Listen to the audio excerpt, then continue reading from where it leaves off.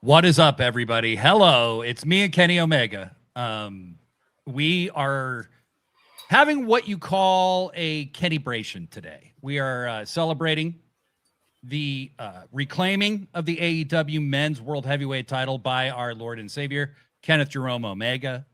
That's not actually Kenny, it's Books.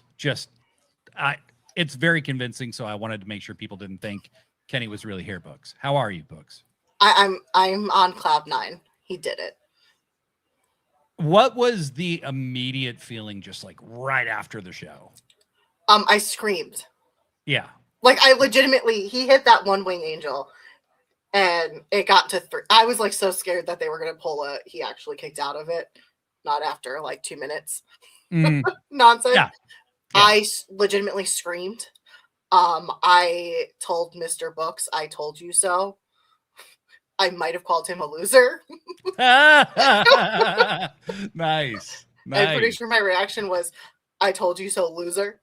I was real mature. Mature. Yeah. Yeah, I couldn't sleep for a solid hour and a half because I was feeling all the feels. Yeah. Too Fat's talking about wearing my TSF Kenny shirt. I am also celebrating the cleaner.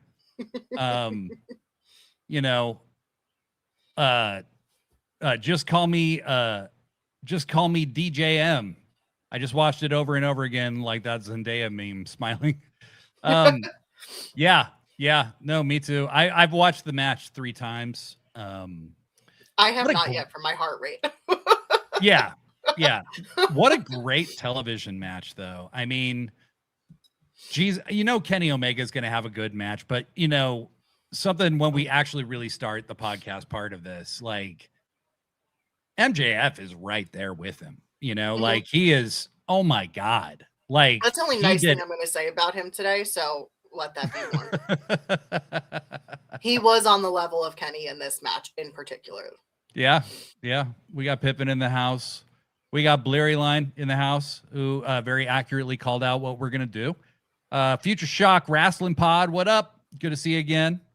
Thanks for being with us again, or thanks for being with us for the first time. It's really cool to have you all here. Skewer Universe, I'm going to sing it because you wrote it. Can it break good times? Come on. Do. It's a calibration. Yeah, it is a calibration. So, why don't we just jump into it, Books? You ready? Oh, I'm ready. Let's talk about this beautiful God. All right. Hello, everybody, and welcome to another edition of Sit Down, Shut Up, Mark Out. I am Blade Daily, and I am joined on this pro wrestling podcast about pro wrestling with the one and only Books. And Books, how you doing? Are you probably normal, right? Just normal? I'm completely normal. I'm just, I'm level-headed, no extra emotions, nothing. Yeah. I don't run a cult for a certain wrestler, so it's like right. You don't lead the Church of Kenny Omega. I don't lead the Church of Kenny Omega. So I'm completely normal. No, we haven't talked about that many times on the show either. No. Yeah, I run a cult, and it's called the Church of Kenny Omega. Yeah. Yeah. Okay. Well, yeah, you do run the Church of Kenny Omega. Every time there's an opportunity to sing the praises of Kenny Omega, we both do it because Kenny's my personal GOAT. I think he's the greatest. Don't forget, though, you have a weird obsession with a bald-headed sock who doesn't know socks. Like if Kenny had been more respectful to Don, none of that would have happened. But that's not what we're here to talk about today, Book. Kenny just proved he doesn't need Don. You know who Don needs? Kenny. Yeah. No, I think that's true. And I think where we go next is going to be fascinating. So Dynamite this week, I think it was an all-timer Dynamite, but I think it was the best Dynamite of this year by far. And I also think we are finally getting the seeds planted for All In and where we're going to go from here. And that's been maybe missing a little bit in the build to basically beach break. But yeah, it's crazy. Let's see. Skewered, your life is complete because I sang your thing. Anytime, friend. Anytime. Books hasn't paid taxes since 2019. Big part of running a cult, according to Blurry Line. Yeah. It's the best part about paying a cult. Yeah, you told me that. Now, have you actually been approved as a religion, though? Not yet. They still don't understand that he's a god. Yeah, I think that you do need to be official to not pay your taxes. So, too fast. Let us pray. Oh, Kenny, who aren't our one-winged angel. You guys are also welcome, because I've also been studying under the Church of Final Fantasy VII the last month. Well, maybe not month, 2 weeks since Revelation was announced. So I think the combined efforts of me rebracing Final Fantasy VII, Final Fantasy VII Part 3 being announced, have all helped manifest Final Fantasy VII Part 3. Yeah, Revelation. So it's a game so big that they made 3 different parts? Yeah, remake, rebirth, and Revelation. And they expanded the story. Yeah. Okay. Probably made a shitload of money. They're going to continue taking my money. Just call me DJM is here to celebrate the GOAT. Yeah, that's pretty much what we're all here. Nothing else happened on beach break. Yeah, Blair Line 7 says just misspell his name as Kenny Omaga and they won't ask for your taxes. I feel like that might upset Kenny, though. Kenneth Jerome Rome in the house. That's right. That's right. Kenny is, we had a lot of people talking about Kenny's middle names on social media, and I maintain that his middle name is Kenneth Jerome Omega. And I believe that was originally said by Big E from New Day. I believe that came from him, and I think I heard that somewhere, and I just started saying it myself. But little programming note before we get too far into the show. I'm taking next week off, bitches, because I don't want to get burned out. And it seems like a smart time because there was no fucking way I could take this week off. And basically, I just want to take a week off because I have a project that I am working on that I need to give my full attention to. Books knows what it is. He's lying. He's lying. He does not have a project. Books, you know what the project is. We're not going to say what it is. I don't know what your project is. It's not done yet, but it's going to be done soon. And Books, who should have my back right now, but is just selling me out. So we won't be live. We won't be live. We won't have a podcast out. Please, if you haven't already, go back to some of those special episodes where I interviewed, Concussion Institute employees or people who sit on the board of the Concussion Institute with Christopher Nowinski. Go listen to, anything you haven't heard before. Listen to me and Justin interview Jake DeLeon. It's going to be a good time. It's going to be a good time. Wait a minute. I am sorry. Yeah, I took multiple weeks off. Days. I took Monday off too. So yeah, Books was gonna, and it's not a bad thing. I was really excited. I was really excited too for Monday, and then and it was sad that you weren't here. So if you guys don't know what we're talking about, Pro Wrestling Forever is the other podcast that I'm a part of with Professor Degree. Books was gonna be our special guest, but she wasn't feeling well, had a migraine. And we were reviewing Ready to Rumble, and Professor Degree was just all like, "Oh, well, according to my training at Juilliard, this isn't good." And I'm like, "No, I mean it's objectively a bad movie. Of course, it's a bad movie, but it's so bad it's good." Yeah. We also interviewed Kid Bandit last year. Pippin, Justin, and I. Yeah, that was a good one. That was a really good one. Kid Bandit since retired, as it turns out. Yes. But yes, so listen to older episodes because they're out there. But Books, it's time. It's time for the Kenibration. And last week we talked extensively about the Stip and how a lot of people fucking hate it, including you, and pretty much the entire chat. I was gonna say, you might have been the only one who was like being slightly positive. Yeah. No, it was weird. So this week I did an experiment where I didn't live thread or participate in the group chat at all because I wanted to see if my opinion was so far off everybody else's, because it felt like I was the only person who was okay with it. Right. So like it was just an experiment. I was curious. And in this case, no, it wasn't. It wasn't. So I remained confident that Kenny would win, but I realized during the show that my okayness with the stip was entirely based around Kenny winning. Yeah. So it also and that's why I was not okay, because I knew that there was a 50% chance that they would have him lose. So I was not okay. Absolutely. It also meant that as we watch this match, we're going to be ready to puke the entire time, right? I was ready to puke. I've never had that much stomach reactions to a match. Like, I was nauseous. I had like the butterflies were going into my throat because that's how nervous I was. I was like, don't do this to me, Tony. I didn't really get to enjoy Kenny's first run. I was barely watching wrestling. I really didn't get into AEW until the first Grand Slam. So towards the end of his run. And now that I run a cult, you don't want to give me this? I was thinking about that today, is that this would have been the first time that you really got to be a part of Kenny being a world champion. And so that's really cool. That's really cool. Fuck You Mama 2 times says, what's up, Books? We don't have to take a long break from the product because they decided to belt up the god of pro wrestling. You have no idea.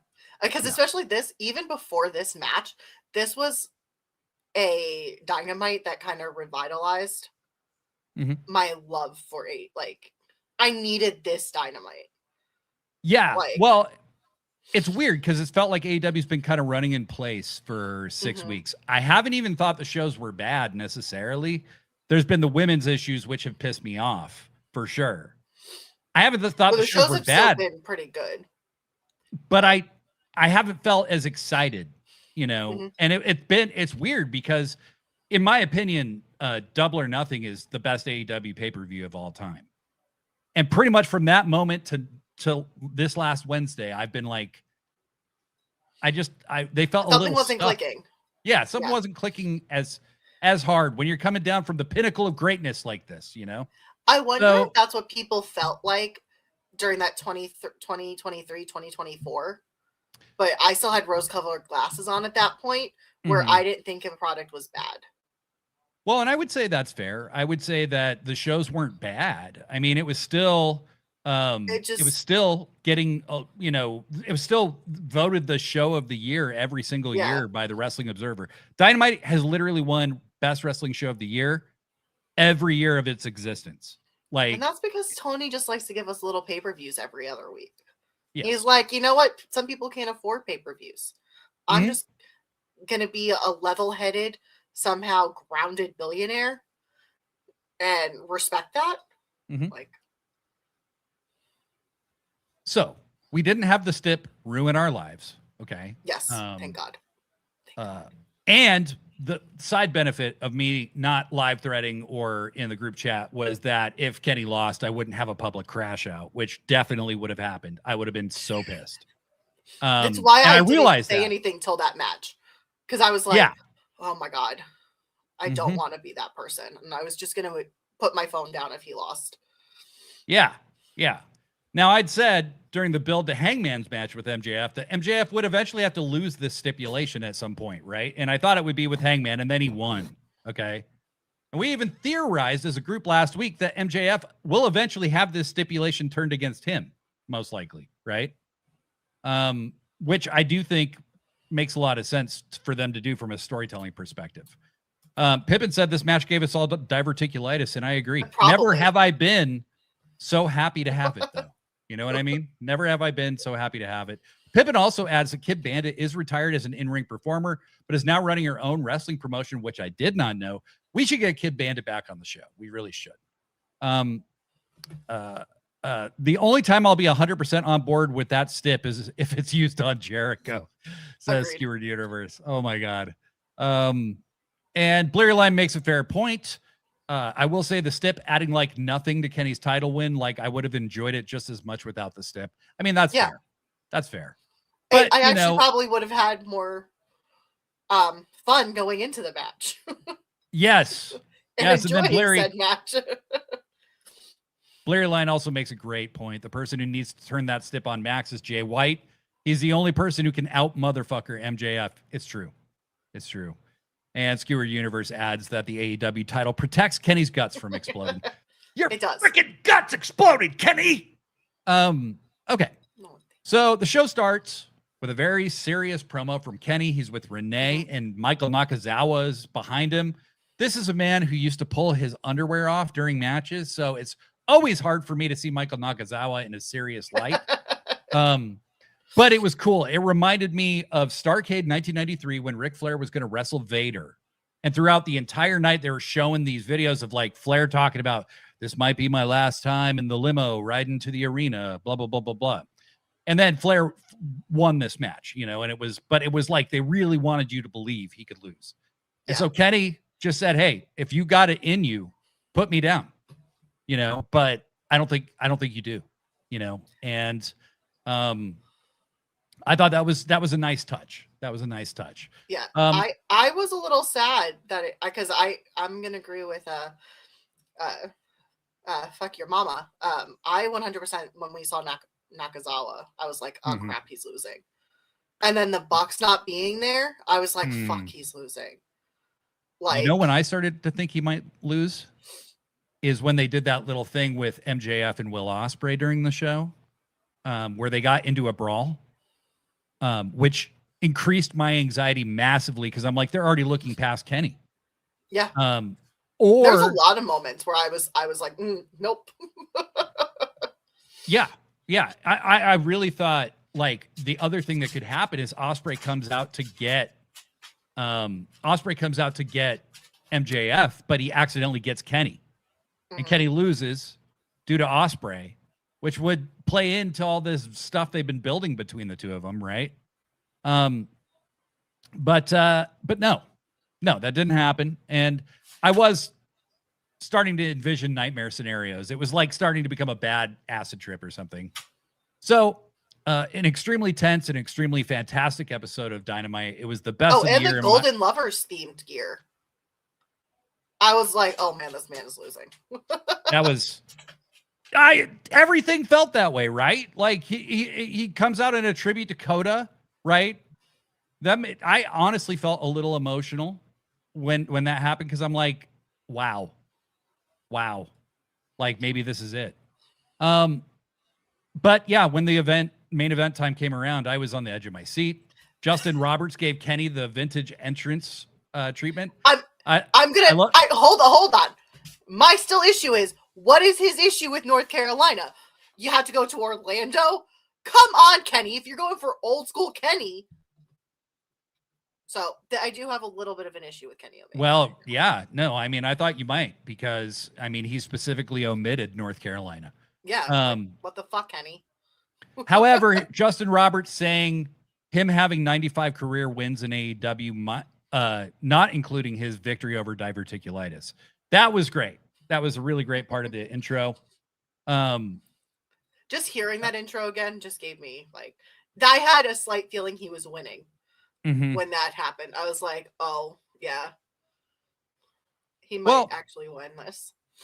And I don't blame newer fans who didn't get to see Kenny in his prime. Like, yeah. Or really since really like he lost the world title the first time. He's been very infrequently in AEW as a wrestler. Like it's on, then it's off, then it's on, then it's off, then it's on, then it's off. So if he's not somebody's favorite, like I'm not going to hold that against him. You can't expect everybody to have an encyclopedic understanding of Kenny Omega's contribution to wrestling, right? And I hope that this little run shows people like what Kenny's capable. I think this match alone showed what Kenny is physically capable of. Because, again, he spent the last year really playing it safe. And, again, I don't blame him for that because I do think he kind of returned probably a little sooner than he should have. But, I mean, this man has spent the last 3 years, Mhm. seriously injured Mhm. or sick, depending on how you want to look at it. Yeah. So, I mean, and right we got after some his great matches when he was sick. right. Oh God, yeah. I mean, right after his world title reign, he goes out to get a bunch of injuries fixed. Doesn't come back Mhm. till like midway through 2022. You know, then Gets Brawl Out suspended. happens. All this other bullshit happens. You know, then he ends up getting No, they diverticulitis. win the trios. They win the trios. Get But he gets get diverticulitis suspended. and yeah, he ends up leaving at the end of 2023. You know, or wait, end of 2022. No, Yeah, it's 2023. because he came Was back at it? the beginning of Beginning of- 2024. Yeah, you're right. Yeah. So and he came back way too early by his own account. So, you know, it's been very on and off with him. Yeah. Fuck Your Mama 2 times says this is the episode TK wanted us all to have diverticulitis. We can all feel Kenny's pain. Before we get too far into this, though, let's be clear about something before we start. Kenny is the best bout machine. He's Yes. the big match player. I don't think there's a better big match wrestler I've ever seen in my life than Kenny Omega. Okay. But MJF is in his fucking bag all the way and absolutely on the same level. Kenny did not do this incredible match by himself by any means. He carried no one. Max was absolutely fantastic in this match. He was fantastic. Unbelievable. Gary Parsiak, what would be some of the best Kenny AEW matches to watch? Just watch some of his best tag team matches. I would say in AEW, anything against Moxley is really, really good. Mhm. Kenny versus El Vikingo on the March 5th, 2022, I think, edition. It's 2022 or 2023. That's one of my favorite Dynamite matches. Yeah, him versus Kenny versus Danielson in Grand Slam. Yeah, that Grand is Slam. the match that made me the fan I am today. So I'm very partial, but watching that match live, was life changing. So there's an insane match at the end of 2020 that it's his first title defense that he has against Ray Phoenix. That is unfucking believable. Really, really good. I mean, Kenny with Lucha guys is always super good. Always good, yeah. Yeah. I'm trying to think of what I would even say, like Hangman versus Kenny. Oh, for sure. They've had some great matches. So their match for the world title where Hangman takes the title is a great match, but the match they had the year before at Full Gear before that, where it was the end of an eliminator tournament, that's such a great fucking match. Definitely check those out. Tino's in the house, says shout out to Kenny and MJF for being that sweaty and not constantly dropping each other. Yes. Yeah. Oh my God. Yeah. I would also say if you can get to New Japan, I mean Kenny versus Okada series is that you would know it was 4 matches in Japan, right? Yeah, because this was All In was 5. Some of the best wrestling you'll ever see. Yeah. Fuck Your Mama 2 times says Kenny versus Vikingo is one of my favorite matches, period. Mine too. Vikingo was amazing and hate that he's stuck over there, like in triple A. Kenny versus Takeshita for the international belt is amazing. Yeah, that was from Revolution last year. And then Blair Line says Kenny's mature and experienced enough to have the brain to put together the best bouts ever. And Max is the guy young enough to bring those to life with the big bumps and athleticism. Well said. Very well said. And we're going to get into that in a little deeper way than we usually do, because this was an exceptional moment. More to Tino's point, it was 102 degrees outside when the show started. It might have cooled down to like a mild, 95 by the time this match started. In Florida, outdoors, humidity likely in the 90s, sweaty as fuck. The fact that neither one of these guys slipped and got seriously hurt was a miracle. It's just a miracle. This is one of my favorite matches in Dynamite history, not just because Kenny won.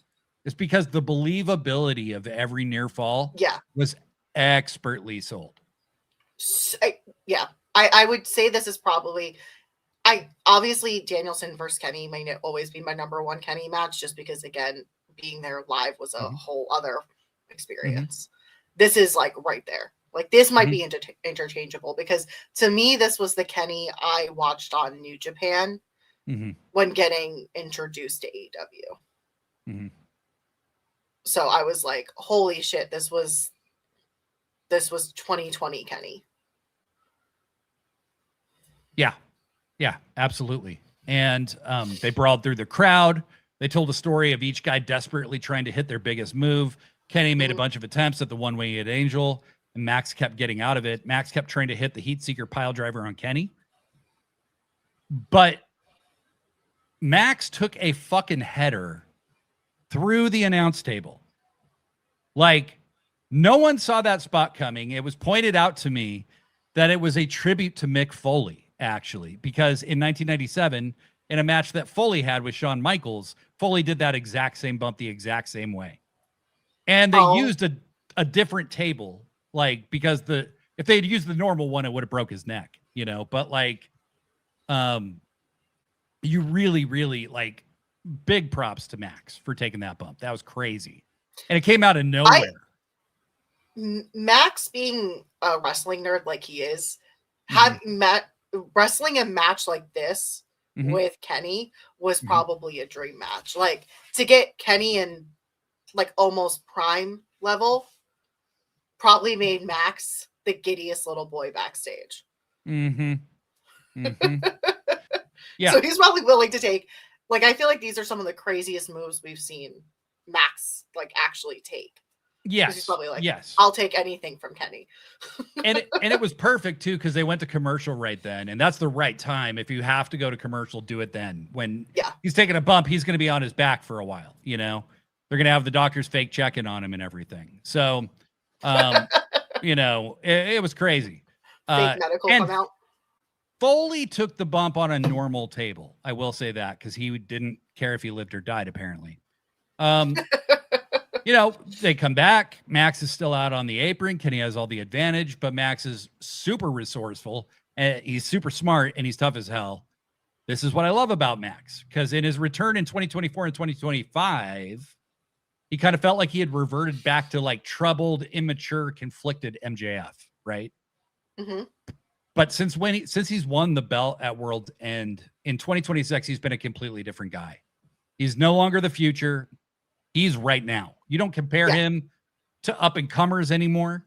He's compared to every other top guy, just like Hangman, just like Swerve. Max is possibly AEW's most important long-term asset, in my opinion. No, he is. And that was part of why Mr. Books thought MJF was winning, is because Max is your guy right now. MJF is your star. That is your when you're putting your roster, that is your number one. And it's MJF. And it's crazy to think, because he's only 30. Like, what is this kid going to be like doing? Not even kid, now he's an adult. What's this adult going to be doing in 10 years? Well, and so Bleary and I were talking, you know, online on Threads after the show, that Bleary said, you know, he thought that these last two title reigns over the last 6 months were better than his first title reign, which lasted 14 months. It was way better. It was so much better. He's also less annoying, though. I think we would have seen a little bit of old Max come out if he beat Kenny 3 times, which was kind of where I was a little worried. Yeah, because not like, only is your fave losing a match with this stip, you have the guy who's going to shove it in your face over and over again. Yeah. To a point where I probably would have turned AEW off for a while. Yeah, he would have been insufferable. He really would have. Blair Light says the last time we saw this Kenny was probably the match versus Swerve, and before that it was probably the match versus Gabe Kidd. Yeah, agreed. Yeah. That match versus Gabe Kidd really like made us all think Kenny was back at his prime, and then yeah. No, and he had a long way to go. And then and now it's been pretty consistent. Like when he's in a ring, you know you're getting like a solid match. Yeah. Fuck your mama 2 times says, I know this match isn't in AEW, but it's the catalyst to what we're going to get at Wembley. Kenny versus Ospreay at the Tokyo Dome. Absolutely. Oh yeah. Ospreay's. So I always liked Will Ospreay. I always thought he was a great wrestler. But his selling in that match, because the story of that match is that Ospreay suffers a terrible injury that has him out on his feet the entire fucking rest of the match. And he's kind of kicking out on gut instinct and stuff for most of the match. And Kenny is a freakish heel who's like fucking going back to being true cleaner Kenny from New Japan and being a madman. And then they have another match at Forbidden Door later that year where Ospreay beats him with a screwdriver. And so this match at All In is going to be the rubber match between these guys. So, you know, it's crazy. And I have a lot of theories, but I'm not getting into them yet because I can see this going 1,000 ways right now. Yes. So one of the best parts of both Kenny and Max is their selling. Max was selling a knee injury, which he's done many times, but we know for sure he hyperextended his knee like 3 or 4 weeks ago, right? What I loved, at one point, Kenny gets slingshotted from the outside inside into a diamond cutter. And instead of just getting in position for another move, Kenny rolls out of the ring in kayfabe to not take another hit. You know, like he knows he's fucked up. He doesn't need his guts to explode, okay? Yes. He's like, let me get out of here. And it felt more real. It felt like that's something a smart person would do if they were in that situation, you know? But they brawl up the ramp to the beach break set. Kenny hits a moonsault off the lifeguard chair. When he did that, let me tell you, the way I screamed, I was like, this is old Kenny. Like, Kenny, like, last year would not have done that move. I mean, like, yes, he's did some, like, shit with Ospreay, but there was a shit ton of people there. No, it was like, it was super cool. And props to MJF for catching him very cleanly. But, you know, Books, that we all know one of the huge moments in this match comes when Kenny sets Max on the top for an avalanche one-winged angel. Excited. These dudes are so fucking sweaty. I'm watching them set up this spot going, oh my God, anything could go wrong. How are they going to do this? Can you imagine if Kenny slips and just falls straight on his head? You know what? I wasn't really worrying about that in the moment because I am not a pessimist. But thanks for making me now worry about this. Well, you're, you know, for pointing out what an evil person you are for not considering these things. But or am I just know that they're very good at their jobs and wouldn't do anything that would risk their lives. I mean, I don't know. It's if Max's leg slipped and Kenny was in mid motion, because you do a backflip that you make look like you land on your head when you take a poison rana, you know? So anything could have gone wrong. Kenny gets MJF on his shoulders and MJF hits an avalanche poison rana, then immediately hits the heat seeker pile driver on Kenny, covers him. The sell by Kenny Omega in this was so fucking good. This is top tier wrestling shit. Kenny registers the pile driver with his whole body like he got knocked out, right? Max covers him, and it's 1, 2, and then Kenny looks like he comes back to life with a spasm and just barely gets his shoulder off the mat. But he did get his shoulder off the mat. Unbelievable. Kenny, I thought he was dead. I thought it was over. Went into this match with, I'm going to show everyone doubting me why I'm considered the best. And that's what he proved, why he's considered one of the best in ring performers. Yeah. And he did that. He did that. Like, no one can question his selling. No one can question like his in-ring storytelling because he did it. Like, this was so much old Kenny. Like, it was to be a fan, but not really at his peak, to see the Kenny that I went back and watched. I don't want to cry, but it felt nice to see. It really did. It really did.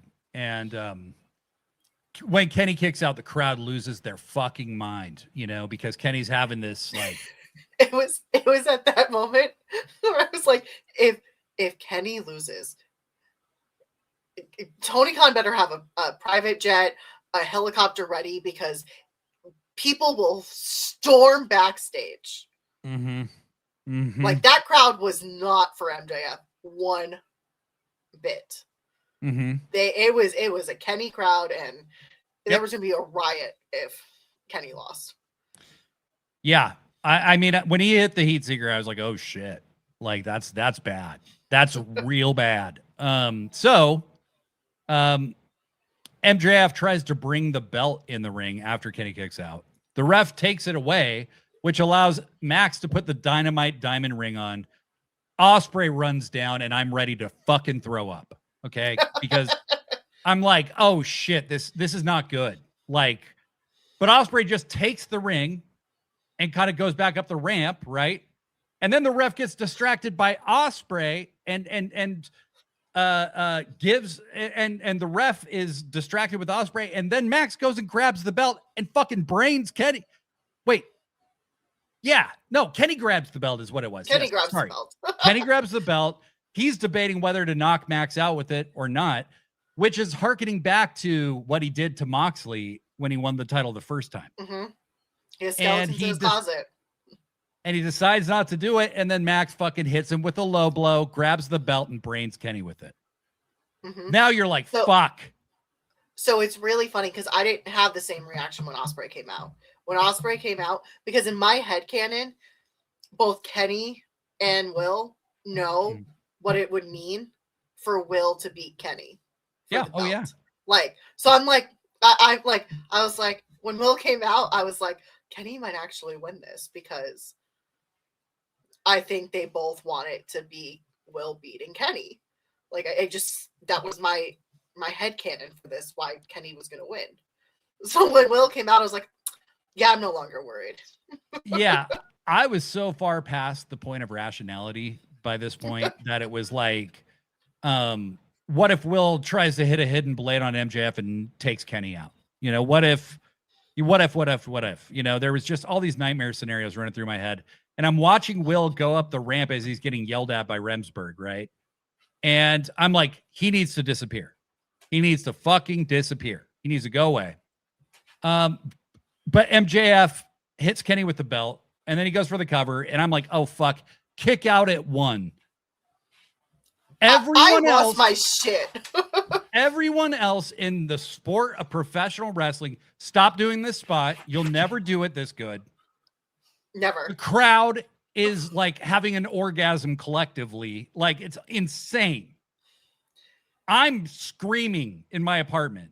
Like, I'm the only one here. I screamed there too. I was like, there's no way Kenny kicked out at 1. Because, like, and it didn't look cheesy. It didn't look stupid. Like, it was like Kenny in that moment leveled up, like, because we, you know, Kenny Omega has the whole video game stuff. It was like, this man just, like, gained a life, gained a heart back, leveled up, like, is in, like, hero-gasm mode, and just said, fuck this shit. Fuck you, Mama, 2 times. Yeah.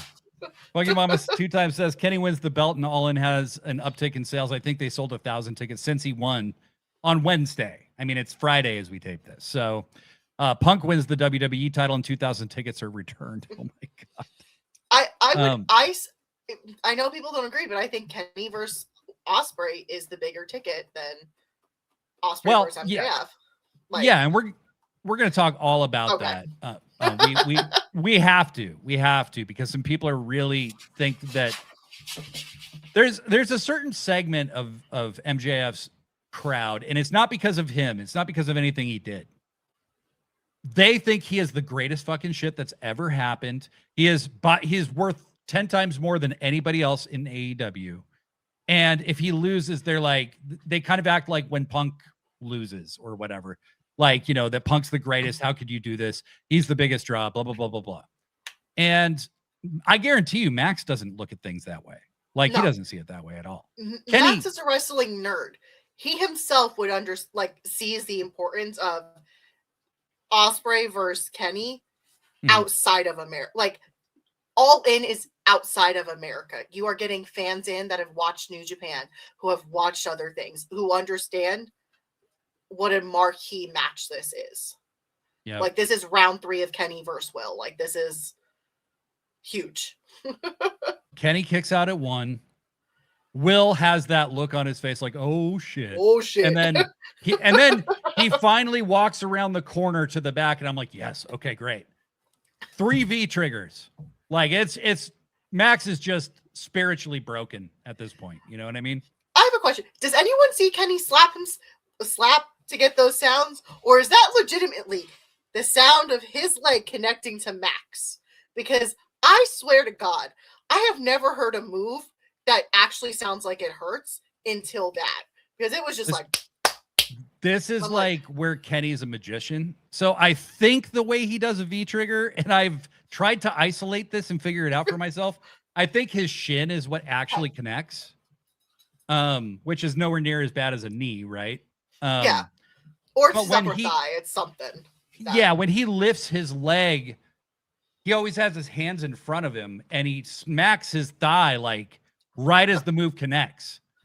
And it's masterful how he does this. Like, it's again, insane how he does it. This is why he's considered one of the best.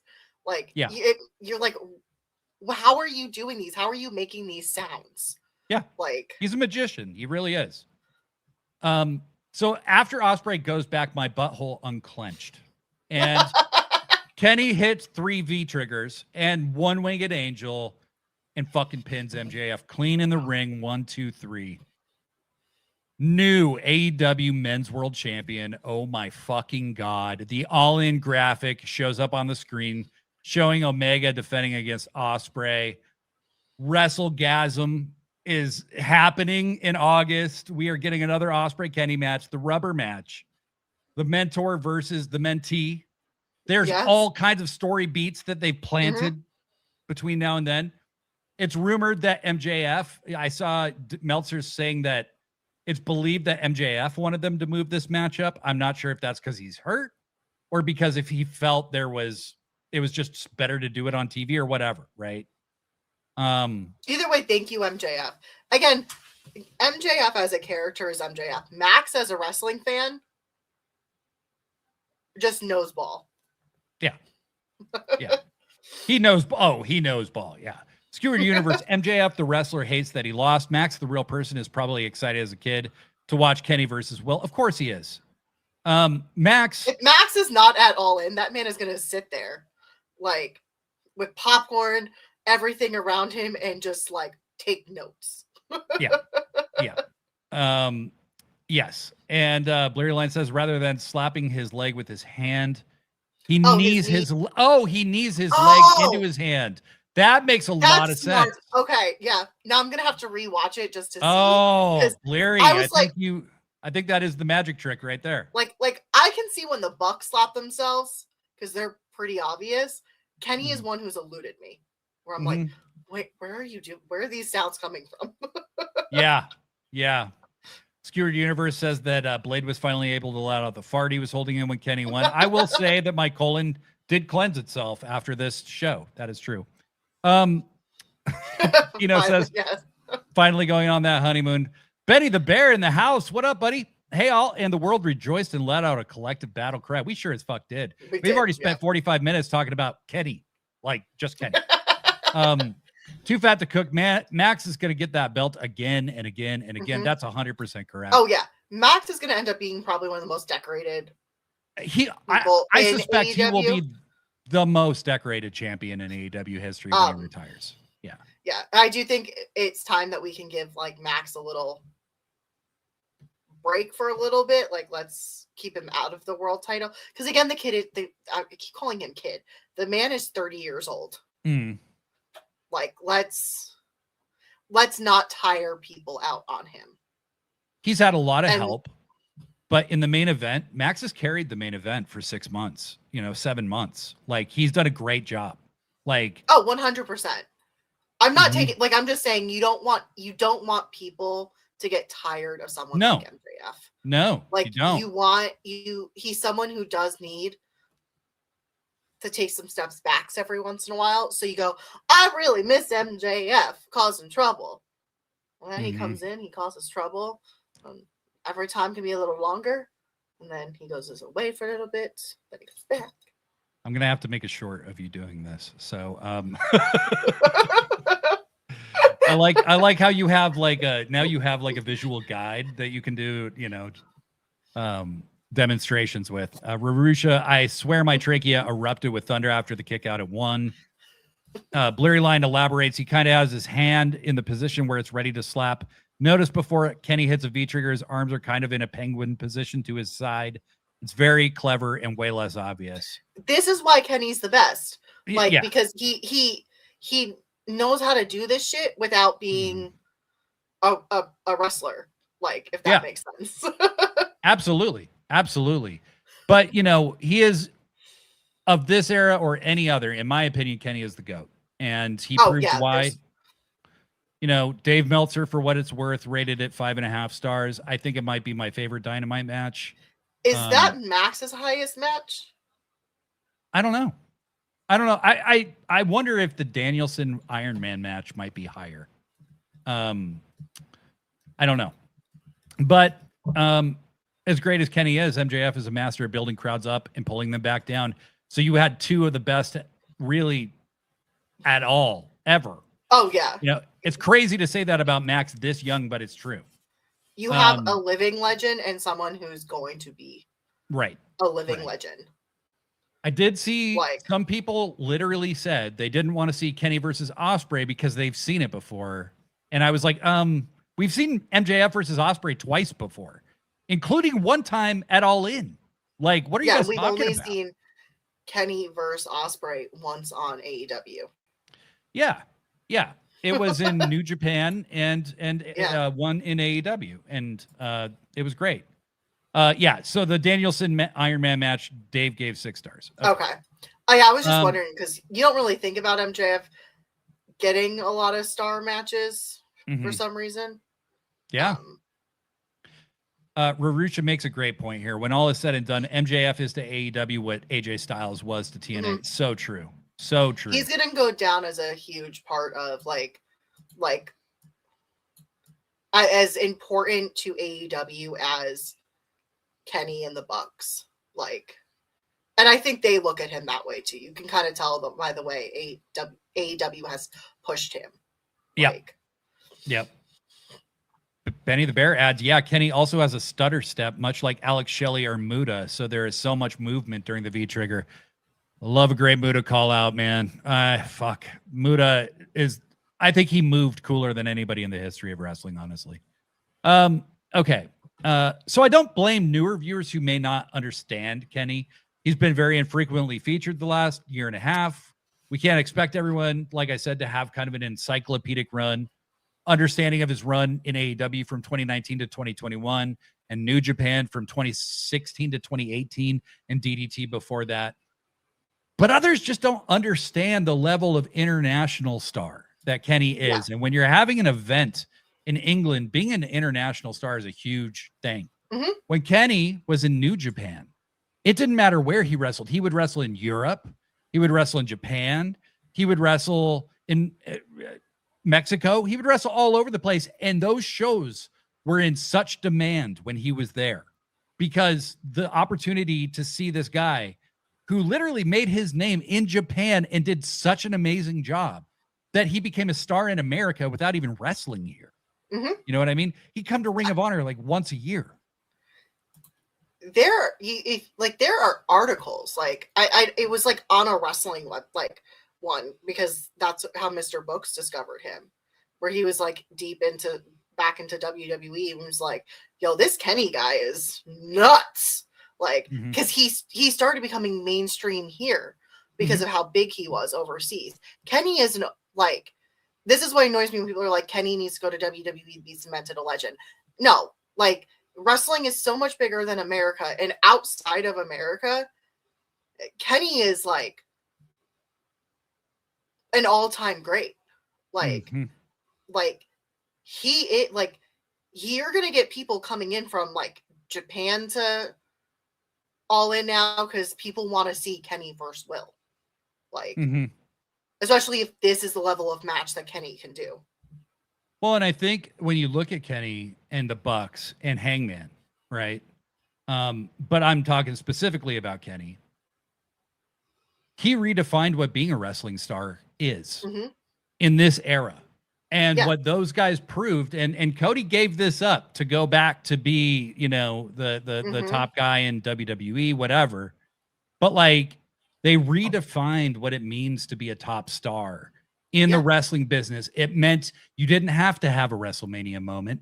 It meant this promotion doesn't exist without them. Period. Yeah. Without the excitement around Kenny Omega, you don't get All Elite Wrestling. No. It got the indies hot again. It got all kinds of wrestling hot again. And they got Bullet Club into Hot Topic. like thinking that they can't have these legendary careers because they haven't had a WrestleMania moment. I mean, how many wrestlers can say that they got so big overseas that Hot Topic wanted their shirts? How many wrestlers can say we were so popular and so good that we worked with someone to start a successful promotion that had people coming to watch because they heard of us? Yeah, and when people say like, well, they could have done it without him, it's like, it's called All Elite Wrestling, guys. All Elite Wrestling. Okay. Yeti and Malone the Elite says, is always gold. Like, they've made it very clear that the Elite are like main or characters. AEW. Like, yes. Yeti Malone says, yesterday when Mitch McConnell was on the phone for 20 minutes, Kenny Omega versus MJF Beach Break 2026 was all he would talk about. In a little bit about Iran. Funky Mama 2 times says, Dave gave Kenny and Max 5.5 stars, but still hasn't rated Mercedes and my world match. Because he doesn't want to give them 5 stars. This is the moment. American women's wrestling. So I have long been like, why do people hate Dave Meltzer the way they do? And I've always felt it's kind of ridiculous, right? But Dave is not helping himself right now. This is stupid. Dave, treat this like it matters, dude, because like you're the ratings guy. He hates American women wrestlers. And he's not going to want to give that 5 stars. He's not beating the allegations with this. You know what I mean? He's not beating the allegations. Like, I get shit every time I say that, and then he continues to prove me right. Yep. Tino says, Kenny, it was a name I had heard when I wasn't even watching wrestling. He's huge. And to say he's not because he never worked for that one company is ignorant. I mean, beyond ignorant, right? Well, that's just their cult line. They think WWE is the end all be all, and it's not. Like, yeah. I mean, I'd rather have an international name than be in an American bubble. So I had New Japan World, but I didn't watch it all the time. I didn't watch a lot of the stuff live on New Japan World in the beginning because it was on at weird times or whatever. I was mostly watching it to watch old New Japan stuff that I had always wanted to watch as a kid. You know, old Jushin Liger matches and shit. Muda matches, all that stuff. And I knew Kenny had turned on AJ and become the new leader of the Bullet Club. I had seen him wrestle before, and I was really taken with him. And then he won the G1. And I was like, whoa. And then after he had that first match with Okada at Wrestle Kingdom, it was like a tidal wave. Like the most amazing thing that ever happened in the history of ever just happened, right? And every time they touched after that, I made sure I was watching because, like, you're watching magic. Yeah. Those matches changed wrestling landscape, how wrestling in ring is told. I mean, like, they changed the business, period. Period. Skewered Universe says Kenny Omega is proof you don't need to just wrestle in America or the WWE to be a huge star on an international level. Rarusha says, you know, now I have a new respect for Corny not being in the cult. I wonder if this match impressed even him. I doubt it.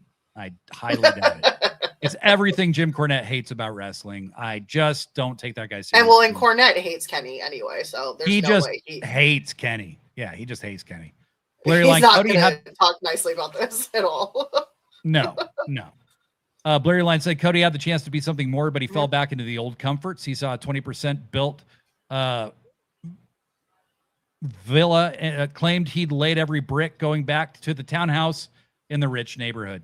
Yeah, exactly. I mean, Cody, look, he got in with the Bucks and Kenny because they were the hot thing in indie wrestling, period. And so I'm not saying that they weren't, I don't know them. I'm not saying they weren't friends or anything, but I don't think that, I think Cody made a very intentional decision, and it was a good career move for him, and he knew it. And then Blair Line says he'd rather take credit for the work in progress instead of helping finish it. Yeah, exactly. It would have been interesting to see what would have happened to AEW, where AEW would be if Cody stayed, because Cody was a huge name. But I also at the same time think AEW would have stalled because Cody had way too much creative control. By the time he left, he was actively holding AEW back, and I'll stand on that. I will stand on that. Skewered Universe says Dave Misogyny Meltzer. I mean, it's hard to argue against that. And then other people did a better job of laying the further bricks. Yeah, exactly. Exactly. Okay, last comment for now. Fuck you, Mama 2 times says Dave hates American women's wrestling unless she's Kendall Gray. I know. I want to know how much Kendall Gray and WWE has paid him to say this, though, because I don't doubt she's good. I don't doubt she's good. But Dave just picks random people sometimes to get behind, and that one just seems very random to me. Yeah. Yeah. Blair Line says Cody was the biggest star in the first 6 months of AEW. Like, we can't dispute that. No, we can't. No. But the problem was he blew it so bad with the crowd that they actively booed him. And, I think the crowd was really trying to push Cody in a direction that he just refused to go in. And that's why it got so ugly. Still refusing to go. So, I mean, he hasn't learned from his mistakes. And guess what? History is repeating itself. So good luck, bud. Hey, well, he's friends now with RFK Jr. Hope you don't get disrespected there, because you like Punk or burning bridges left and right. Tina says Cody moved back to the rich neighborhood during a housing market crash. It does have that energy, doesn't it? Kurt Jangle in the crowd. What up, buddy? AEW, Cody tried to fuck on me. Yes, that's true. Blair Line, but by the time we're 18 months in, he's an active hindrance. Yeah, I would say pretty much when he hits the Anthony Ogogo feud and he gives that promo, where he solved racism and stuff. I think that was pretty much the end for Cody. Always never says Cody's a natural heel and he wants to be babyface so much. Yeah, he was a heel on the indies. That's why he got so big, because he was so good at that. Like, I don't understand how you have that tattoo and can't accept being heel. Only a heel gets that ugly ass fucking tattoo. You know what? I don't care if it's body shaming. I will fucking call that tattoo ugly any chance I get. He willingly put that on his body. He wasn't born like that. He willingly put that there. I know. For people to see. It's just huge white nationalist vibes. It really is. Have you seen that ice cream commercial that he's done where he's sitting in a locker room, but they purposely have him turned and he won't move, so you just see him like this, so you don't see the side of his neck? Oh my god! I'm like, even commercials don't want that stupid tattoo. Skewered Universe makes a very cogent joke. Cody's nickname should be lit because he is his own worst enemy, which was played in the movie Ready to Rumble many times. It was in every movie made for like 2 years. Because it was a classic, right? Like, don't lie that you didn't sing that at a bar drunk when it came on, okay? I did not. Scream and woo. Oh, you're lying. I did not. No, I was not a woo girl, you see. I know it's going to be a short reign for Kenny. I really hope he gets 2 to 3 quality title defenses in before he drops to Will. But I got to say, to be honest, if this is Kenny's last run as champion, I do completely understand. But seeing him wrestle this well only makes me understand what I am losing more. And I would love to see another 2 or 3 title runs for this guy. And I don't think it is. I think this has a lot to do with the storyline with Will My current prediction is because Kenny didn't utilize the belt, that Mox's whole skeletons in your closet is going to come back out. Will is going to do the same thing to Kenny. Mm-hmm. Will is going to have a full heel hurt turn. It's not going to be Kenny. I don't think they'll give Kenny a reshot right away, but I do think this is not the last time we're going to see Kenny with a belt.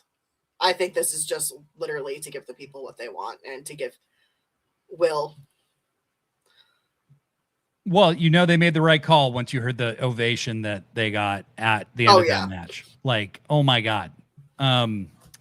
So even people in America want it. So it's like, I've also seen people float the idea of a triple threat main event with Kenny, Max, and Will. And I just say, fuck no to that, because that's not the story. Will and MJF just don't like each other. That's the extent of their story. Kenny and Will have a layered, nuanced, deep story. And if you don't get it, that's fine. But if you think it sucks, you're wrong. Kind of judging you. No, you're just wrong. And I'm hoping that they kind of do what they did before the Okada Kenny match. And that's pull and explain this rivalry, explain everything, the importance of Will turning on Kenny at Forbidden Door with the screwdriver. Like, all of these things have led to this moment. Like, this is a mentor and a mentee. And I think they've kind of hinted that Kenny was once a mentor to Will. I don't think they fully have gone out and said it, but I'm kind of hoping we get like some sort of video package like Kenny. I think there will be a lot of story building into that match for sure. Kurt Jangle said, tattoos aren't body shaming. That was a choice. That was never a choice. I am over old white men's self-importance and trying to tell us what we should like. Hey, preach. Even I am, and I'm an old white guy. Bleary line, Cody solved racism by fighting a black man who literally fought his way out of poverty by becoming one of the best young boxers in the world to an Olympic medalist to overcoming actual sight-threatening injuries. Yes, and Cody was the babyface somehow. And also, he's from the UK. What are we doing? The USA versus the UK? Like, this is like Revolutionary War shit? Like, what are we doing? Yeah. Tino Ibarra says they play lit at hockey games all the time. Skewered Universe goes, please tell me why. That was very never off key, by the way. It was bad. Always never said he had a dream tattoo. All he had to do is get it on the other pec. Yeah. So if he got the American Nightmare tattoo on the opposite side of his dream tattoo, it would have made a lot more sense. Yeah. But yeah. This is Cody we're talking about. Blade, was that a How I Met Your Mother reference? No, I have never watched that show. Kurt Jangle, just the announcement that Ospreay versus Omega is headlining All In sold 1,000 tickets. And Skewered Universe says Excalibur needs to narrate the rundown of the Ospreay Omega history. Agreed. Yeah. Okay. So what happens at Redemption Books? Is there a match on the horizon you can see happening? And I'm asking that as well. I think we'll get a match. You're not going to not have. This isn't the women's title. This is the men's world. Tony is not going to not have that on a pay-per-view. I don't know if we'll get a lot of defenses in between Redemption and then. We'll probably see Kenny on TV. But I can see a match like Kevin Knight or something, like something that is going to. You also don't want to. You don't want one that's going to risk injury with Kenny. So let's just be real. So, do you think that maybe they do Okada and Kenny at Redemption? Maybe. Yeah, I can see Don working his way to. But just because of the history and everything, yeah. I also don't know if you're going to do two big matches like that right after each other. I also there's a part of me that thinks you need to save. Because I'm assuming this will be the final Okada-Kenny match because I think Kenny is going to win the series. I don't know if this is how they want it to end. Yeah, I don't either. But I'm thinking like if you without want a proper big build. match, pay-per-view match, right? Like in between Oh this yeah, and that's All a In. huge one. That's a huge one. I And think they've Kenny never done versus it. Andrade would be big. Yeah. But Tino saying that maybe Andrade versus Kenny, which could be true. Could be true. Yeti Malone, whichever tattoo artist agreed to put that tattoo on Cody's neck should lose their license. Agreed. Hey, Kurt Jangle, where did Books get the pack wrestle, buddy? Oh wow. Wow. there's no pack. They're all Kenny. They're all Kenny. Fighting words. Fighting words. Do you think that between Will and Kenny, somebody's gonna turn heel? Like a real heel? I think it's gonna be Will. I think Kenny wants even to going to his I think hometown Kenny where he's wants- definitely not getting booed. Yeah. Okay. Will's the one 'cause I showing think- that heelish tendency right now. The skeletons in your closet, that moment where Kenny held up the belt and didn't do anything, is going to play a part. Mm-hmm. And it's going to be John Mox, because they're clearly not setting up the Death Riders to turn on John anytime soon. So they're really playing up John and Will. Do you think it's possible that we get Moxley versus Kenny at Redemption? They could, but I don't like the two belts thing. We all know that, but I don't know if they're gonna go that way yet. Tito, y'all, somehow my son just took his diaper off while still wearing his shorts. Super impressive, and I need you all to know about it. Thank you, Tino. Thank you. I appreciate that. We did need to know that. Thank you. Okay. Okay, chat, let me know what you're thinking. It's hard to believe it would be Kenny after the ovation he just got. You know, like he's in Kenny's his a baby Superman face right now. Legends run. Kurt Jangle says Will turning heel at All In would be as effective as trying to turn Stone Cold heel in Texas. Yeah, that's true. I just don't see. I personally like heel Kenny. I want it to be Kenny, but I think Kenny wants. I don't think Kenny's turning heel until something is going to happen with like him and the Bucks are all going to turn heel at the same time, and I don't know when that's going to happen. Yeah. I don't think Kenny's turning heel. I don't think so. I think either they work it as like Will's conflicted and showing heelish tendencies, but ultimately does the right thing and beats Kenny, and he chooses Kenny's way over Moxley's way. And that's the story they tell, and beats Kenny, you know. I'm assuming we're going to get a lot of heart-to-hearts between Kenny and Will Ospreay, and Kenny trying to remind Will who he really is. Well, and I think it'll also get more tense as you get closer too. It'll become more like it'll feel a little more like they're enemies, but in their hearts they're really not, you know? Yeah. My question is, how dorky is Kenny and Will gonna be in those entrances? You got two video game dorks. Oh yeah, big time. No, I'm just having Kenny Omega headline All In one time as your world champion, your men's world champion. You have to have it. You need that for the legacy. And I'm actually gonna agree with Too Fat to Cook here. Heel Bucks is gonna happen when New Day come in, because you're not gonna have the New Day coming in as heels. They're gonna come in as faces. And well, sure, and the crowd can chant for New Day or whatever, and then the Bucks can resent that and turn on everybody because they're like, well, fuck you guys. All right. Well, keep telling me what you think's going to happen at All In. Kurt Jangle says Kenny should retire as a heel while putting someone over. To me, that's where the money is.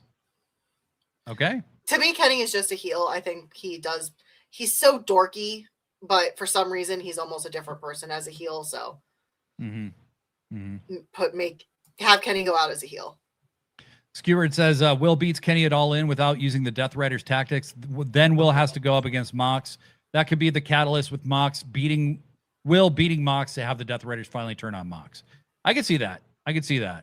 And Tino says there's going to be serious convos about which Street Fighter character they want to represent.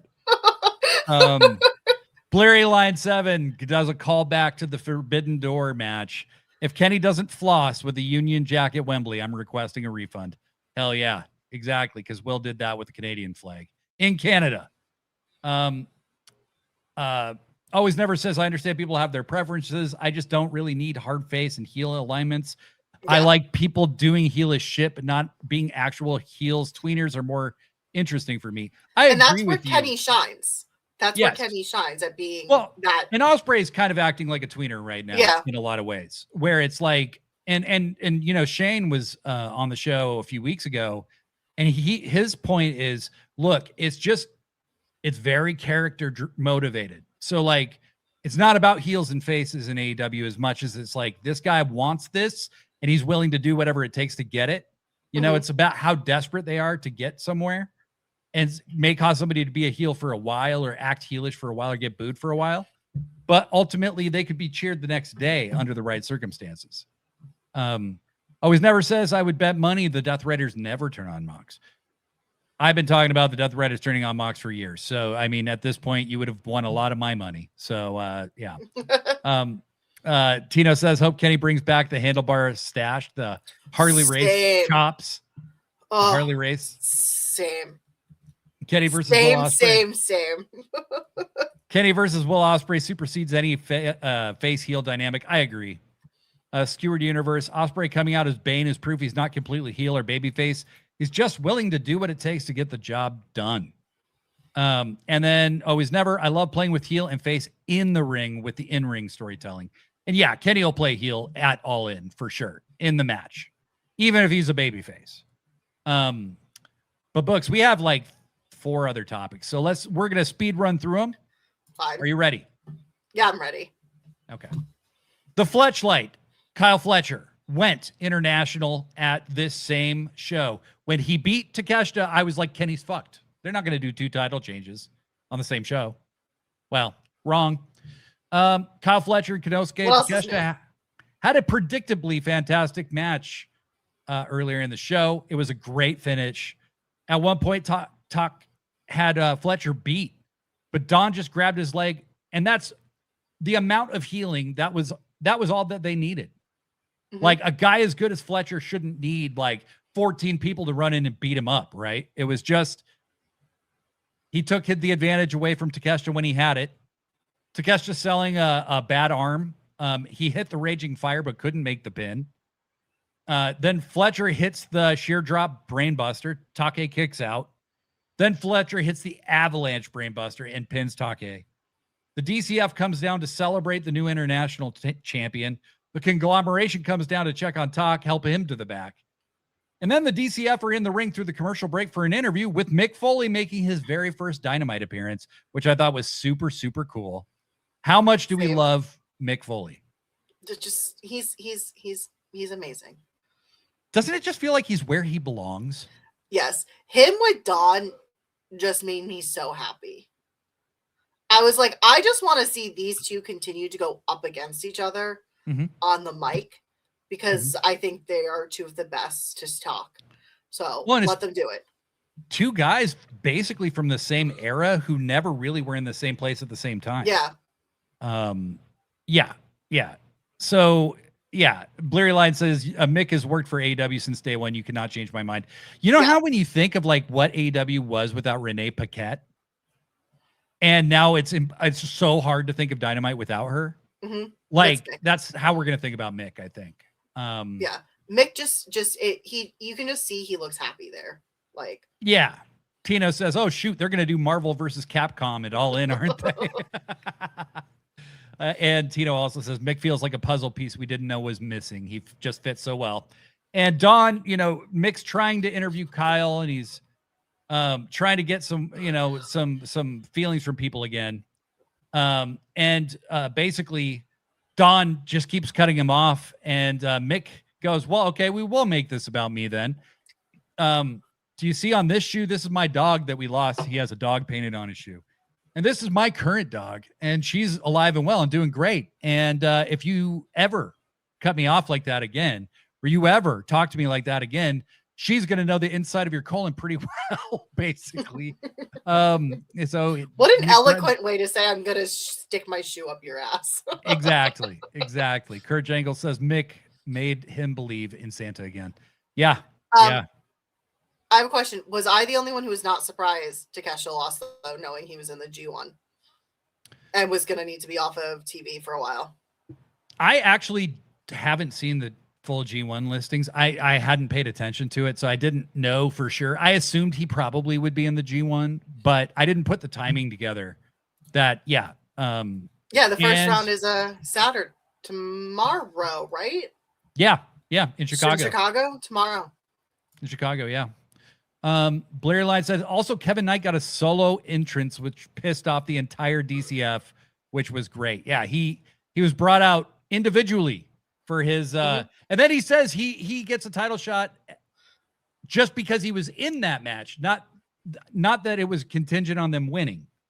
When Kevin Knight is only there to use the Don Callis family, is 100% going to be a part of the embassy when it happens. Kurt Jangle says Mick's entire outfit was his dogs.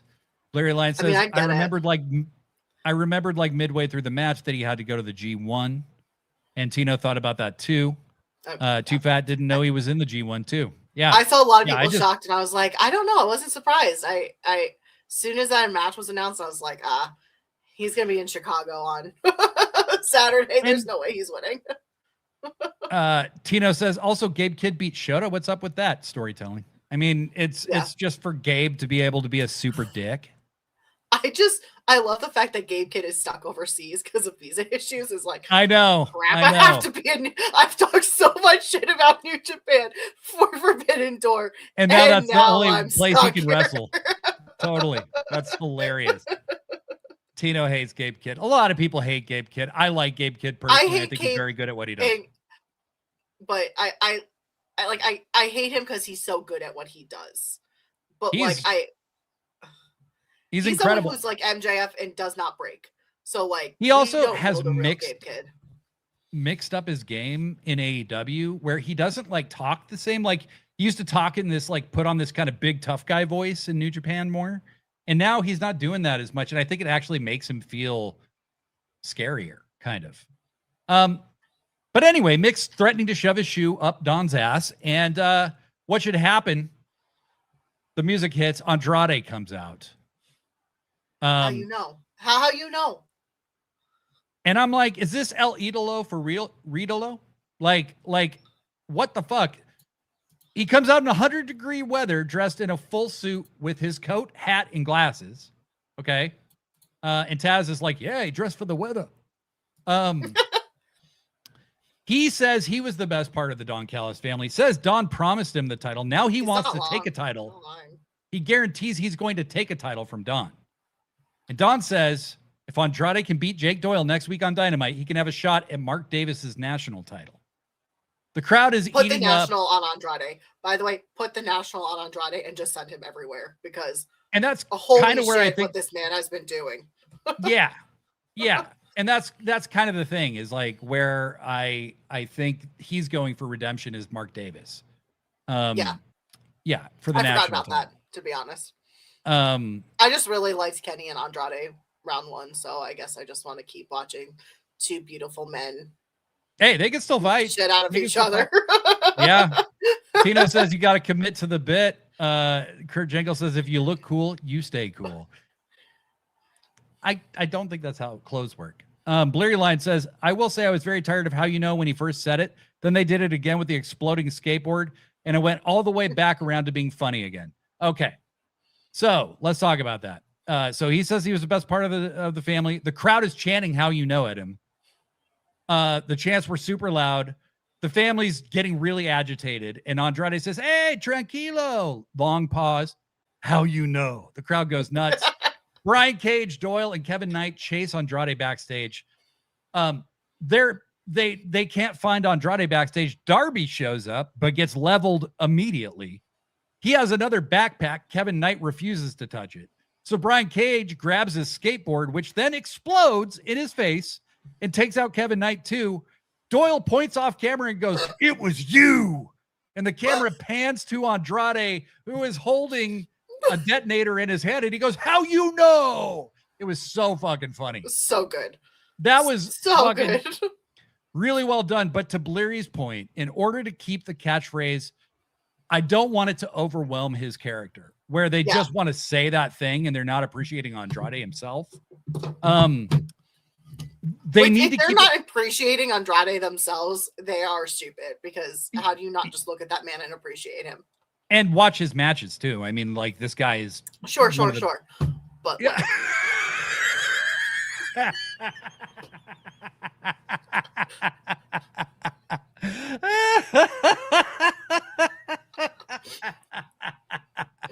sorry, I have a very hard time with my feelings for Andrade right now, because as a girl's girl, I should hate this man. Here I am, like, oh, Andrade.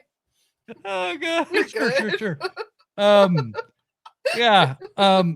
But this was a hilarious way to do this. But they need to find ways like this to use the catchphrase to make it make sense, instead of it just being this dumb thing that everybody says, because in 3 months people will get tired of it and they'll get tired of him. You know what would be really funny?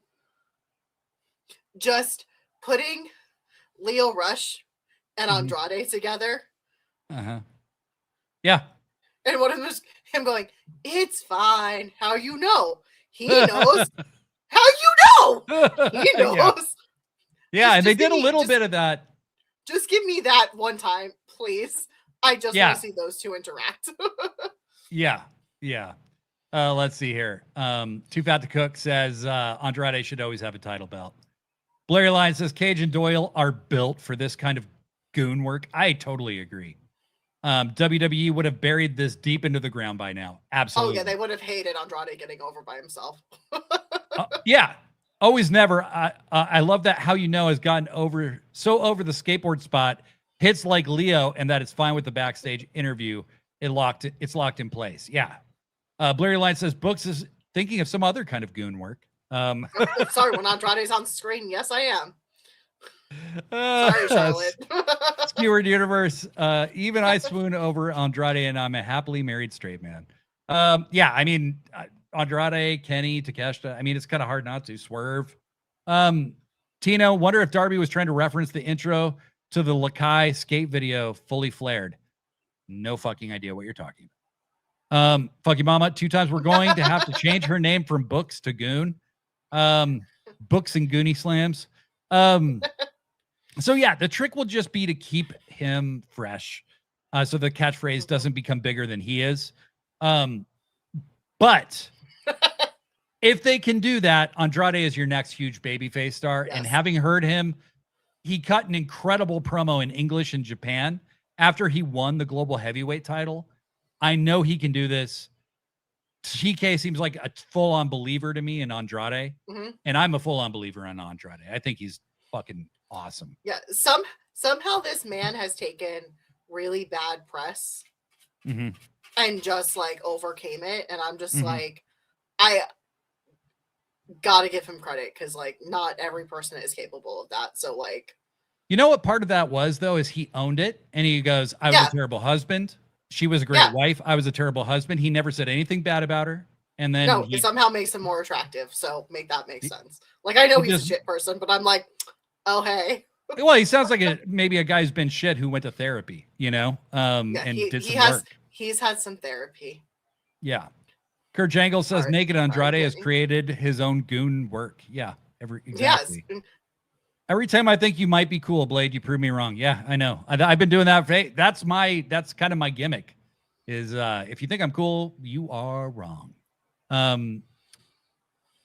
Yeah. Blurry Line says being very attractive lets you get away with a lot. Pretty privileged. Like being stupidly attractive. Yeah. I've gotten away with so much in my life because of my raw animal magnetism. You're pretty privileged. Yep. Exactly.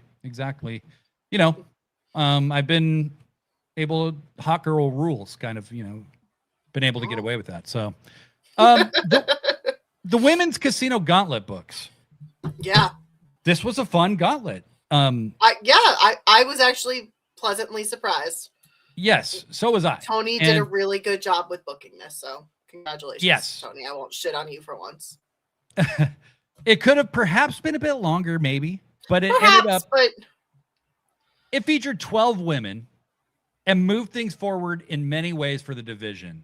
which is probably all that you can really ask. It didn't pay off one story. It paid off multiple stories and set up multiple stories, which he's actually missing. Learning.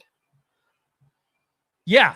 Well, it shows he's capable of it, and he probably always has been, but he was running in place because of with the TBS title and all this other shit. You know, Shida actually got a fucking video package, you know, on this show, which was nice. We called it last week. We said Willow would be the surprise entrant and win, and she did. But, you know, the other participants were Athena, Maya World, Sky Blue, Mina, Rena, Julia Hart, Thunder Rosa, with Tekla on commentary. Some people said that Tekla was drunk during commentary. I'm not sure if that's true or not. So good. Because who can fucking tell if Tekla's drunk? Because she's unhinged and insane all the time. So I had an issue with Mr. Books here because he goes, wow, Tekla's funny. And I was like, have you not been paying attention? Like, She's have hilarious. you not been paying attention to her on the mic? Because the girl is a fucking comedian. Like, So yeah, she could have been drunk. I don't know for sure because she's always this unhinged, but 2 quick commentary highlights. And I'm paraphrasing. I never do exact quotes very well. Wrestling Mina Shirakawa is like wrestling a blow-up doll. I wish she liked me better. And then, wow, the ring is really filling up with dumb bitches. Amazing shit. Amazing shit. The announcers have no idea what to do with her. No idea. She really is like she took what Tony Storm was doing and said, Tony, hold my beer. Like, I would love to watch them just on commentary together. Like 2 thirsty ass bitches just watching women wrestle. Like, just give me that, because for some reason it's so fucking entertaining. Can you imagine if Tony Storm heard Tekla say that about Mina? What the conversation would have driven from that?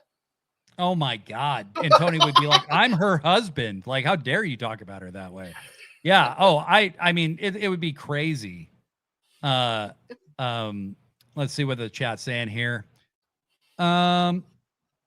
Andrade is getting the match against the winner at All In for Grand Slam Mexico. Oh, sweet. Fucking mama 2 times. I thought Grand Slam Mexico was before All In. Skewered Universe says he's owned up to his bad behavior and didn't try to make excuses. That helps to make you hotter. Probably. It's August 5th. It's before. Okay. Blair Line, this face has paid off bounties in 13 countries. Yeah. Tino says Blade's mistakes are always overlooked because he's so short. Tino, you are literally like 7 inches shorter than me. Blair Line, Tekla might have overtaken Tony as the funniest woman on comms. I don't know. I think that could be recency bias, though, because Tony was so good. Put them together. Just like, fuck the old white men. Let's put Tony and Tekla on commentary together. Make them a tag team at some point. Make them like a Cope and Cage kind of style tag team. Yes. That would be great. Oh, my God. Blair Line, in kayfabe, I like that Willow had to take an unfavorable spot in the Gauntlet because she's just coming back. Tino said, my biggest gripe was the random commercials throughout. They did 2 commercial breaks during this match, which was a bummer. It's TBS and women's wrestling. Are we surprised? No. Yeah, and I think they wanted to avoid having to go to commercial during the main event too much, which on some level makes sense. But did you have to do it during this match? No. Blair Line says, like, the final spot in a casino gauntlet is not the one you want. Kurt Jangle said Willow using her entrance kick to lay out an opponent was masterful. Yeah, somebody, I forget who it was. Was it Julia or somebody? Ran down to meet her on the ramp, and she kicked on the beat and kicked her over. She like did the thing with her arms and kicked somebody. That was great. I want to know how much they practice that. Yeah. Larry Line says, I have heard some rumors that maybe this is not Tekla's first drunk promo in AEW. I have heard that she showed up drunk one time and got in trouble. I'm not sure if that's true or not. I've heard things said that who's to say in wrestling? Tony Khan, unless she gets fired, is never going to say. So, fucking mama 2 times. Tekla is hilarious. She said she wanted to motorboat Mina and made the sound. And the announcers were so uncomfortable. It was amazing. I love. They were like, oh, you know, they were all happy for a second. They're like, oh, Tony Storm is might be out with the Juice Robinson parasite. We're gonna have a break from this crazy shit, and then Tekla was like, nope. Yeah, this is for you, Tony. hold my 10th beer that I'm drinking before Dynamite. Tino Ibarra, she said, Tony, hold my beer. No, wait, I'll continue to hold my beer and say crazy things. Tekla being Florida drunk on commentary was so much fun. Always never. Tekla is able to put down her opponents, but not come off like you are denigrating them like Mariah May did. Yeah, exactly. Yeah. She doesn't come off just like a mean girl.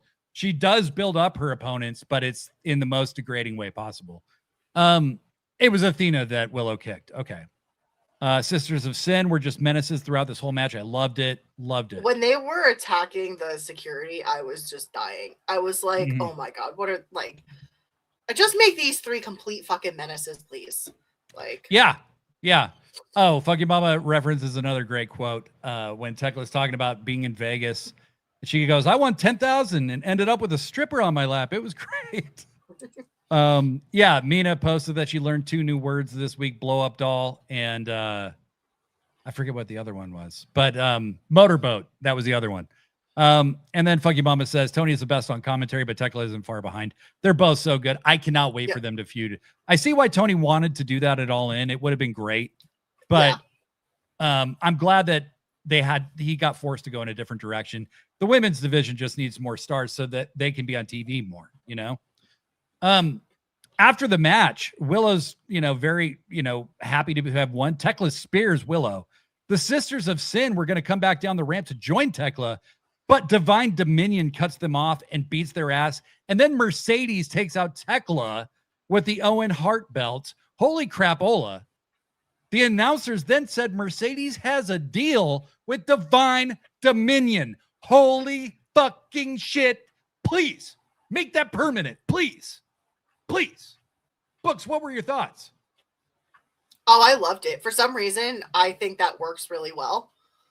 So I'm not like, I want to see how this goes, because I also think Divine Dominion needs to drop the titles, but I mean, they haven't even been champions that long. It's just they haven't been able to defend them that much because they really haven't had quality opponents. I really would love to see them versus the Sisters of Sin. So Blurry Line said, it's sad that Tekla had to spend all her stripper money on fines.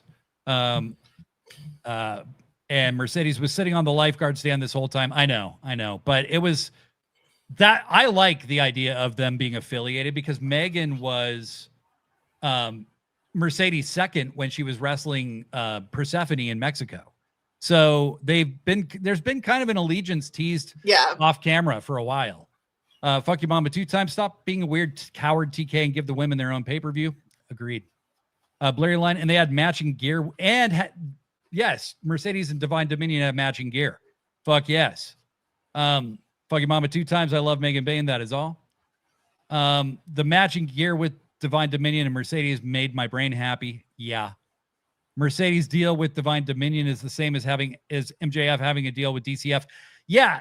I don't know if it's temporary, but it wouldn't hurt my feelings if it was permanent. Yeah. Tino says Sisters of Sin are so tiny compared to Divine Dominion. Like when the Turtles met Toka and Razor in TMNT 2, Secret of the Ooze. Wow. Underrated classic, that movie. Yes. Starring Kevin Nash as Super Shredder. Mercedes just wonder why Camille became more talented since the last time they spoke. Oh, that she thought Megan Bay was Camille. Yeah. And had a new Australian friend. Benny the Bear. We've always said Mercedes needs a heater. Now she has 2. Count them 2. Absolutely. So just Willow versus Tekla is official for Redemption. I wonder if maybe we'll get Divine Dominion versus Sisters of Sin as well. I hope so. Yeah. Does Willow beat Tekla to face Mercedes for the 3rd time? Yes. Or do we do heels versus heel with Mercedes and Tekla, because neither of them is showing any sign of turning face? So my original thought was, after Tony got the parasite, it was obvious that Willow was his next pick. And the Gauntlet seemed too random. Like, it just seemed like, okay, we need an excuse to make Willow a champion for a little bit. Um, it just seemed too weird. The gauntlet being now just seems too weird. Because usually the gauntlet's on All In. So why do it now? Yeah. So Willow versus Mercedes has more meaning story-wise. I agree with that. Thinking. And I think the original plan was for Willow to beat Tekla at All In with Mercedes then making her return. Yeah. And then she had to come back early because Willow got hurt. Right. Yes. I think there is a case to be made for Tekla to retain. And all that is really is they both have backup. They both have an entourage, you know? So that kind of like could make for an interesting story because it's almost like a faction versus a faction. You know what I mean? Yeah. Which I think is interesting. But I agree with you that when you're trying to sell a pay-per-view, I know that we're talking about how, you know, baby faces and heels aren't as conventionally necessary as they used to be, but they sell matches better when there's a defined heel and a baby face. And if you already have Kenny and Will kind of in tweener territory with each other, you probably want a more conventional lineup. Yeah. Plus, let's not forget, Willow was the one to beat Mercedes and why Mercedes took a break in the first place. Right. And so, Mercedes, I mean, when we're talking long-term storyline, yeah, that's your story. Kurt Jangle his phone is about to die. When do we get to talk about Hacksaw Jim Duggan? We don't. No. All right. Bleary line, but I feel like we struck whilst the iron was hot, putting the title on Tekla, but we haven't struck anymore since, and the iron's still hot. Irons don't stay hot forever, though. I would argue Tekla doesn't need the belt right now. So take the belt off her, but continue to have her doing what she's doing. Have her be a menace. Have her continue to torment not just the AEW women's locker room, Stardom, and potentially CMLL. This will force Tony, because he has another, and I think he's getting Tekla's another Tony Storm for him. Yeah. This will force him. Yeah. This will force him to book more women by taking it off of Tekla right now because she is hot.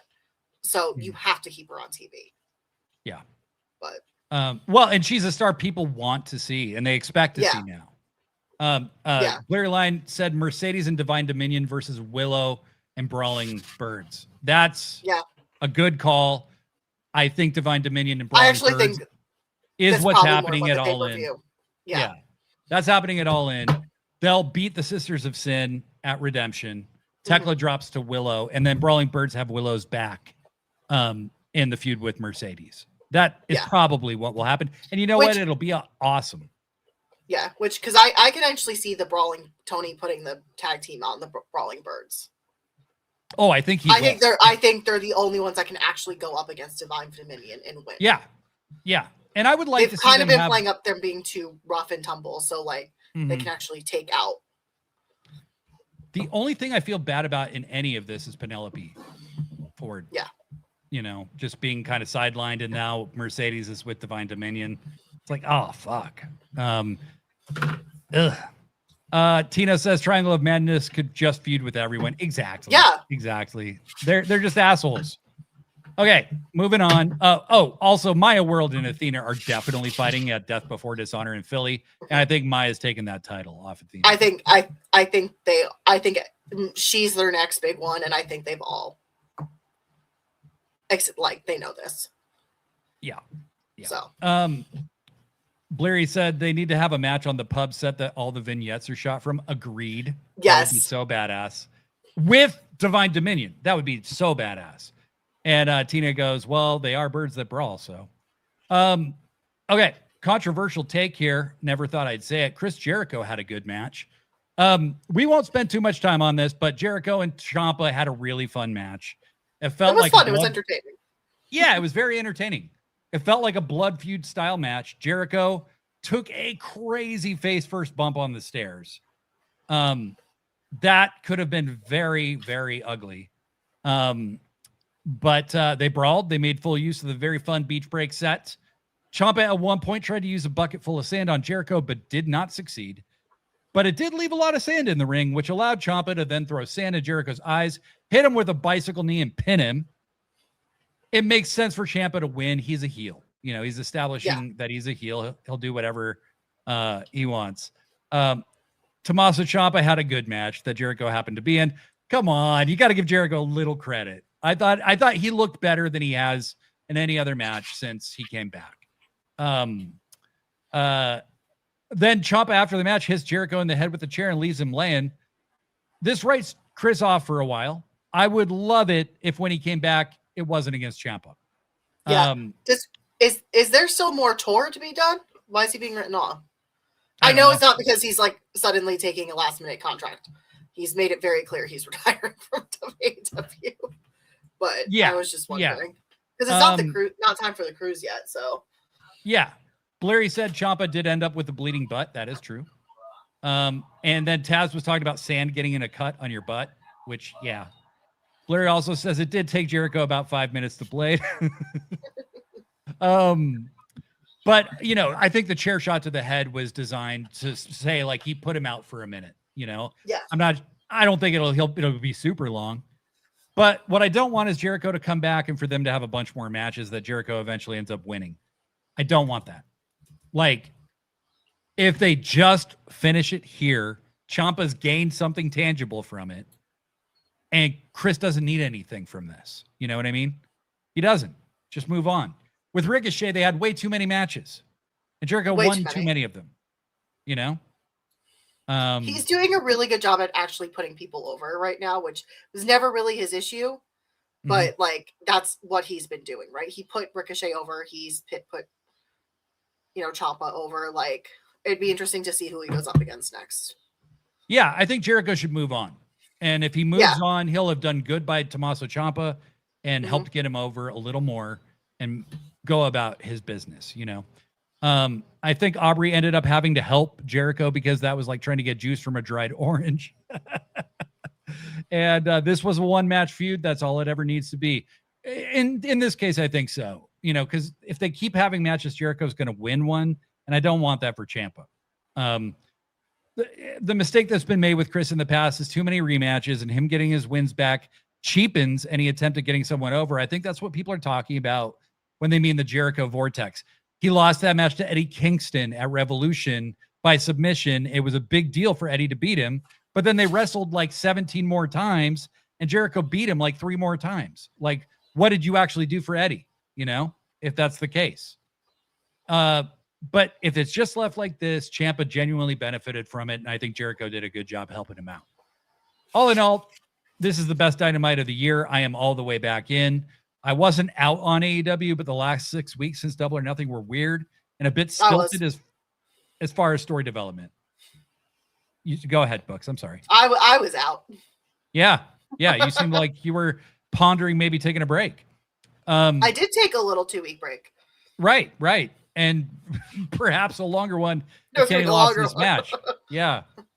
The AEW just felt kind of blurry since Double or Nothing. And it was hard to see how the dots were going to connect, But this was an all-timer episode. Just about everything hit super hard, and there wasn't a dull moment. The least necessary thing to me was the Mox Ospreay versus Workhorseman match. It kind of went on for a long time. Yeah, I had that as a squash, and I was like, this is way too long. Yeah, the Workhorsemen haven't been treated this seriously before on television, so I didn't really see the need. But we did get a Brawling Birds video package and a Sheeta video package. That was an improvement. This was the bare minimum, but I'm glad they at least got there on Dynamite. There was 12 women featured in the Casino Gauntlet, if you count Divine Dominion and Mercedes and Tekla. All in all, fantastic show, and the build to All In seems like it's truly underway now. We're going to read the last few comments from Blurry Line here. You get stuck in a feud with Jericho. He's very much addicted to that early 2000s WWE style structure. Every feud is 3 pay-per-view cycles. Totally. Books is absolutely not on the show if Kenny didn't win. She's outside Tony's door with a comically large mallet. Yeah, like I had mallet. A mourning veil in my cart for a company that I'm not going to say their name of. but it was the only one that would get here in time if he lost. Yes, Like, yes. I was gonna be in full blown mourning. Like, and I sent you a DM the day after and said, so I assume you'll be joining me on Friday. Yeah. And you were like, I'm a little bummed I don't get to buy the veil, but I was very sad I couldn't buy my veil. Like, but it's all right. I got to wear all my other Kenny stuff, so. And we got to talk. We literally spent 1 entire hour pretty much talking about Kenny and do you nothing know how much Kenny. I love talking about Kenny? Talking about Kenny for an hour is a dream come true. Yeah, I do know how much you love it. I've talked to you a lot about Kenny. But I also love talking about Kenny. And I'm so happy Kenny won that I didn't make jokes at Blade's expense. Wow, Yeti Malone. That is awful big of you. Larry Line, just save it for when Kenny's next stretcher. Shut up. I have written, the church has written one too many nicely worded, strongly worded letters to Tony Khan. If he does that to me again, he's going to have a problem. Can I show off my new thing? Yeah, please. Oh, the Lance Storm autograph pick. Very nice. In front of the Canadian flag. Personalized. Yes. To Books and Bodyslams from Chicken Scratch signature, but they all are. Very cool. Very cool. Okay, everybody. Books, is there anything else you want to promote before we go? Check out the Books and Beck show on the Don't Call Me Diva channel. We have not recorded in a little bit because it's been my birthday and I've been sick, and Bex might have thought that yesterday was not Friday for her. So we didn't record. But check that out. Yeah, because she's like a whole day ahead of me. Right. So like, she's on the other side of the world. So yeah. So make sure to check out the Bex and Books show, or Books and Bex show, and then make sure to subscribe to our YouTube. Make sure to give us a thumbs up on this video. Make sure to click the bell to be notified anytime we go live or upload something new. I'm going to be uploading a lot of shorts. I'm working on a big project that Books is going to be a part of, that Professor Degree is a part of, that Joshi G is a part of. I'm so excited to share it with you. And Kenny. That'll be coming very soon. And Kenny. All right, fine. And Kenny. But I'm off next week from this show. I will be here with Professor Degree on Monday. We are doing Into the Wrestleverse. What if Sting was the third man in the NWO instead of Hulk Hogan? But until next time, I'm Blade Daly. And I'm Books and Bodyslams with Kenny Omega. Pro wrestling forever. With the little gun and everything. Wow. All right, everybody. Thank you all. Do you know how long I practiced that to make sure it would look okay? Give me some credit. Thank you all so much. You guys are the best. I love you all so much. It was so fun to celebrate Kenneth Jerome with y'all. We'll be back.